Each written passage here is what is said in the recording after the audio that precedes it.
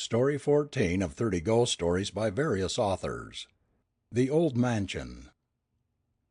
Down on Long Beach, that narrow strip of sand which stretches along the New Jersey coast from Barnegat Inlet to the north to Little Egg Harbor Inlet on the south, the summer sojourner at some one of the numerous resorts, which of late years have sprung up every few miles, may, in wandering over the sand dunes just across the bay from the village of Manahawkin, stumble over some charred timbers or vestiges of crumbling chimneys, showing that once, years back, a human habitation has stood there.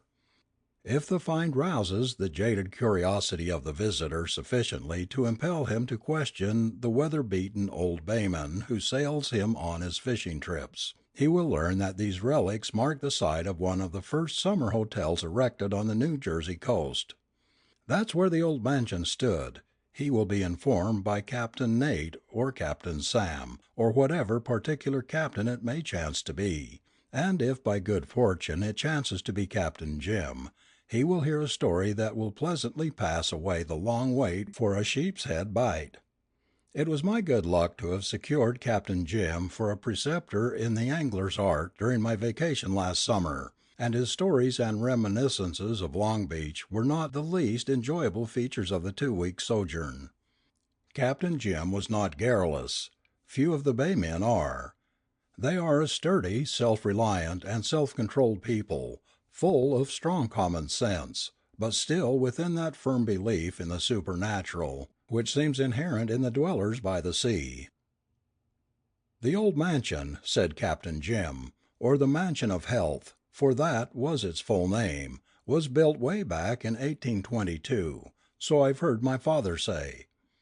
There had been a tavern close by years before, that was kept by a man named Kramer, and people used to come from Philadelphia by stage, 60 miles through the pines, to Hawkin, and then cross here by boat.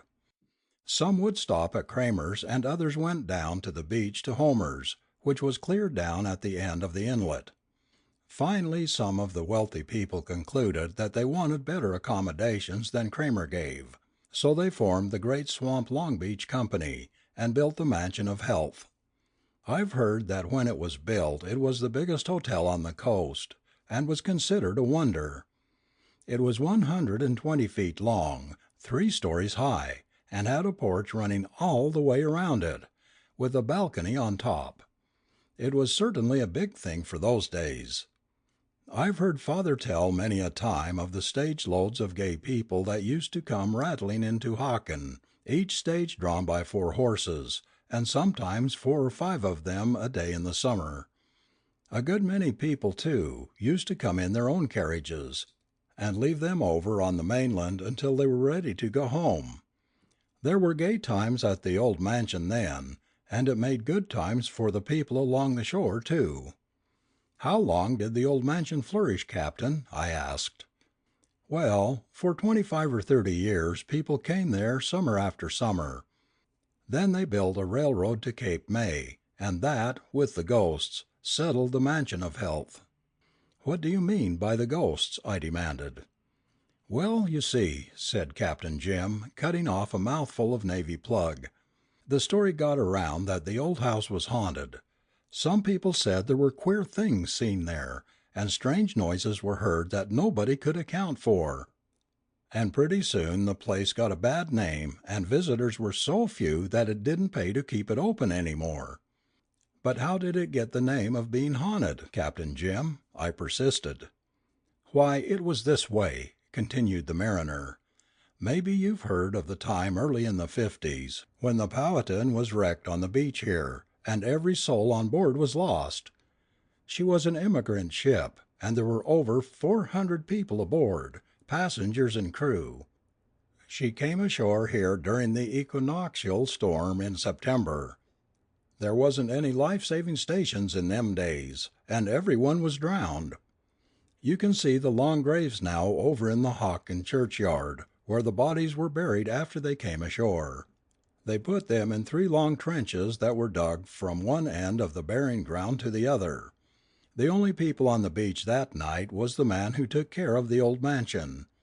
He lived there with his family, and his son-in-law lived with him. He was the wreck-master for this part of the coast, too. It wasn't till the second day that people from Hocken could get over to the beach, and by that time the bodies all had come ashore, and the wreck-master had them all piled up on the sand. I was a youngster then, and came over with my father, and I tell you, it was the awfullest sight I ever saw. Them long rows of drowned people, all lying there with their white, still faces turned up to the sky. Some were women with their dead babies clasped tight in their arms, and some were husbands and wives, whose bodies came ashore locked together in a death embrace. I'll never forget that sight as long as I live.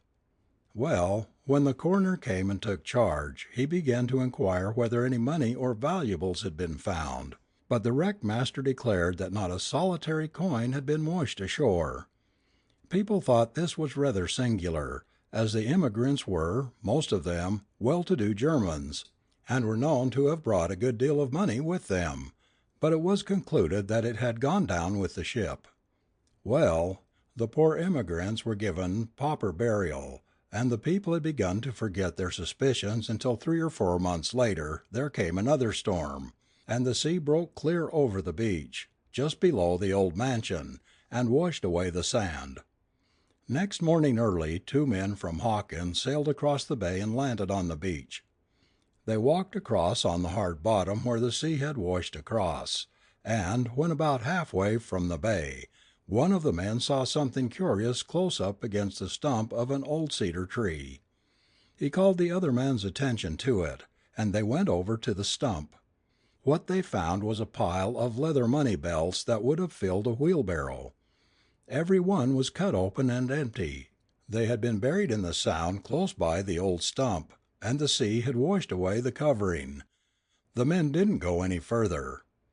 They carried the belts to their boats and sailed back to Hocken as fast as the wind would take them.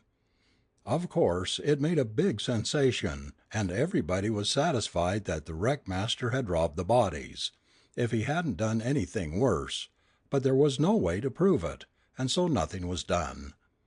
The wreck-master didn't stay around here long after that, though.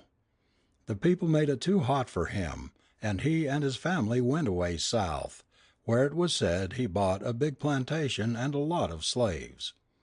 Years afterward the story came to Hawkins somehow that he was killed in a barroom brawl, and that his son-in-law was drowned by his boat upsettin' while he was out fishin'. I don't furnish any affidavits with that part of the story, though. However, after that nobody lived in the old mansion for long at a time. People would go there, stay a week or 2, and leave. And at last it was given up entirely to beach parties in the daytime, and ghosts at night.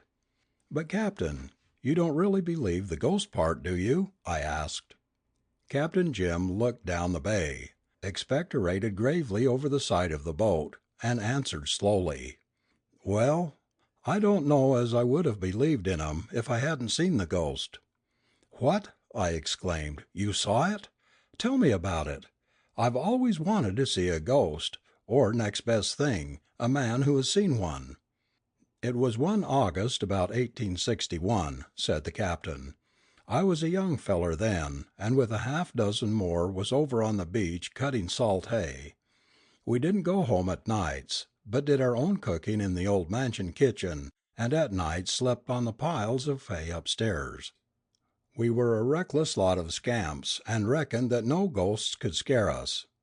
There was a big full moon that night, and it was as light as day. The muskeeters was pretty bad too, and it was easier to stay awake than go to sleep. Along toward midnight me and 2 other fellers went out on the old balcony, and began to race around the house. We hollered and yelled, and chased each other for half an hour or so, and then we concluded we'd better go to sleep, so we started for the window of the room where the rest were. This window was near one end on the ocean side, and as I came around the corner, I stopped as if I'd been shot, and my hair raised straight up on the top of my head. Right there in front of that window stood a woman looking out over the sea, and in her arms she held a little child. I saw her as plain as I see you now. It seemed to me like an hour she stood there, but I don't suppose it was a second, then she was gone. When I could move I looked around for the other boys, and they were standing there paralyzed. They had seen the woman too. They didn't say much, and we didn't sleep much that night, and the next night we bunked out on the beach. The rest of the crowd made all manner of fun of us, but we had had all the ghosts we wanted, and I never set foot inside that old house after that." "When did it burn down, Captain?" I asked, as Jim relapsed into silence. "Somewhere about 25 years ago. A beach party had been roasting clams in the old oven, and in some way the fire got to the woodwork. It was as dry as tinder, and I hope the ghosts were all burned up with it." End of story 14.